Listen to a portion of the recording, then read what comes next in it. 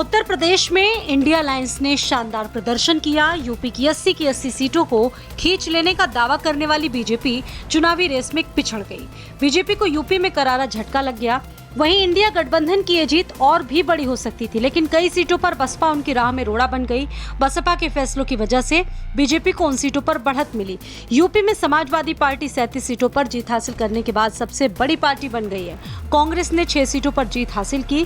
इस तरह यूपी में इंडिया गठबंधन ने कुल 43 सीटों पर जीत हासिल की।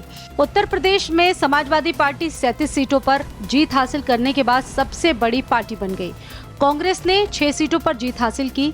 इस तरह यूपी में इंडिया गठबंधन ने कुल 43 सीटों पर जीत हासिल की। दूसरी तरफ अकेले 33 सीट दी।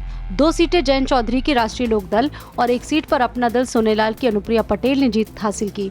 इस तरह एनडीए के खाते में 36 सीटें आईं। पर अगर ध्यान से यूपी के नतीजों पर गौर करें तो जिस बीएसपी को बीजेपी की बी टीम कहा जाता था, वो वोट कटवा बनकर निकली है। कहीं न कहीं बीएसपी के प्रत्याशियों की वजह से समाजवादी पार्टी समेत इंडिया गठबंधन को नुकसान हुआ, तो एनडीए के लिए काफी फायदेमंद साबित हुआ। राजनीतिक गलियारों में ऐसी चर्चाएं हैं कि बीएसपी की वजह से एनडीए को यूपी में फायदा हुआ। 16 सीटों पर बीएसपी ने ही जीत दिलवाई।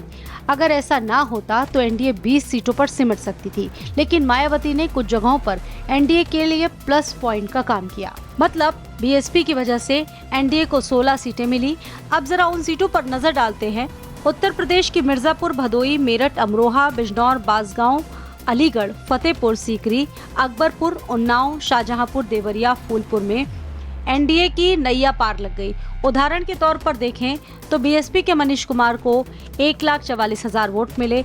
मिर्जापुर में अनुप्रिया पटेल की तरह प्रॉफिट का उसने काम किया और ये अहम साबित हुआ। इसी तरह मेरठ में बीएसपी के खाते में 87,000 वोट आए। दिलचस्प बात यह है कि बीजेपी और उसकी सहयोगी पार्टी के द्वारा जीती गई सभी 16 सीटों पर पूर्व मुख्यमंत्री की पार्टी को जीत के अंतर से अधिक वोट मिले हैं। वहीं विपक्षी गठबंधन इंडिया ब्लॉक का हिस्सा होती तो बीजेपी की सीटों का स्कोर और बिगड़ सकता था।